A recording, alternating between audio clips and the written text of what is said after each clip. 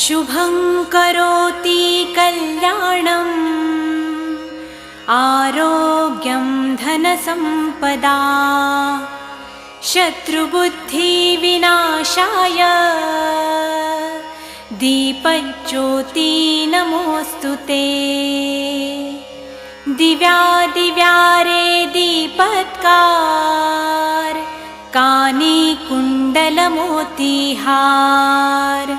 दिव्याला पाहून नमस्कार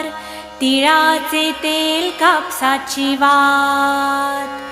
दिवा तेवे देवा पाशी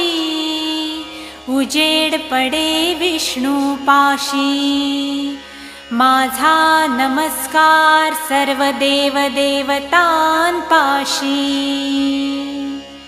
ये ग लक्ष्मी बैस ग बाजे